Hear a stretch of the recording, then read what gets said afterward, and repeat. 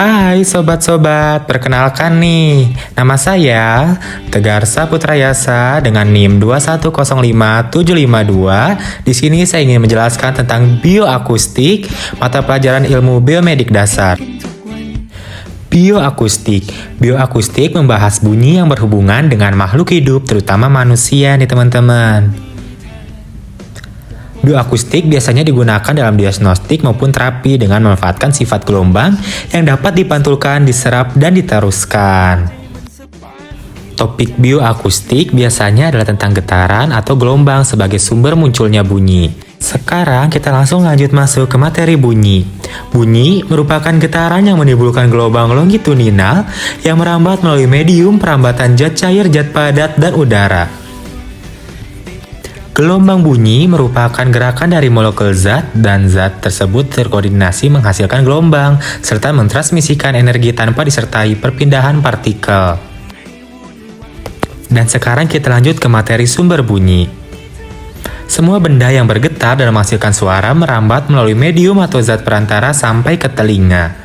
Contohnya sumber bunyi yaitu adalah instrumen musik, gerakan dahan pohon, lonceng, dan garpu tala.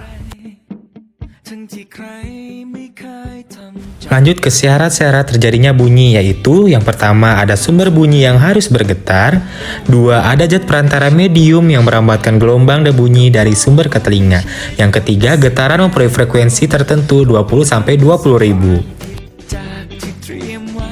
Dan sekarang lanjut ke sifat gelombang bunyi. Gelombang bunyi mempunyai sifat memantul, diteruskan, dan diserap oleh benda. Apabila gelombang suara mengenai tubuh manusia atau dinding, maka bagian dari gelombang akan dipantulkan dan bagian lain akan diteruskan ke dalam tubuh.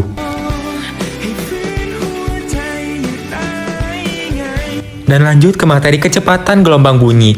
Gelombang bunyi timbul akibat terjadi perubahan mekanik pada zat padat, zat cair, dan gas yang merambat ke depan dengan kecepatan tertentu, teman-teman. Pada suatu percobaan, apabila terjadi vibrasi dari bunyi, maka akan terjadi suatu peningkatan tekanan atau kompresi dengan penurunan tekanan pada tekanan atmosfer atau refraksi.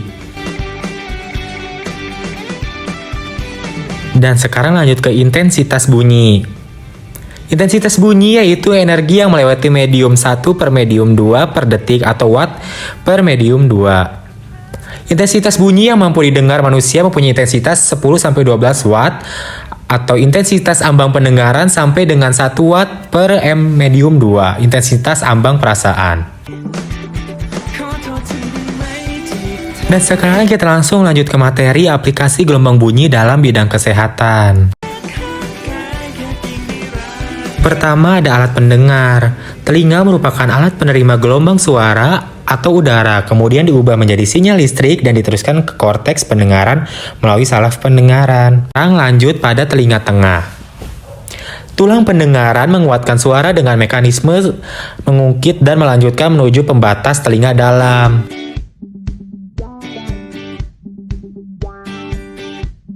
Dan sekarang lanjut pada telinga dalam.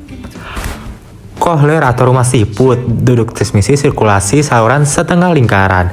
Di dalam kohlea terdapat 3 saluran. Yang pertama ada skala Feshbully dengan skala timpanan yang berisi cairan previn yang akan bergetar meneruskan getaran. Sekarang lanjut ke materi skala kebisingan. Kebisingan diukur dengan skala desibel atau dB. Berikut ini merupakan daftar nilai kebisingan dalam berbagai situasi dan dampak yang dapat ditimbul.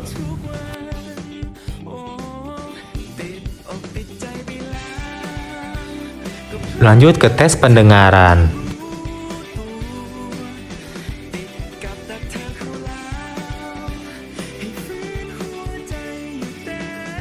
Tes kebisingan. Telinga normal dapat mendengar suara berbisik dengan nada rendah, suara berbisik dengan nada tinggi, misalnya suara desis pada jarak 20 meter. Sekian pemaparan dari materi bioakustik dasar ilmu biomedik dasar. Saya Tegar Saputra Yasa dengan NIM 2105752, kelas keperawatan B, mundur diri. Sekian dan terima kasih.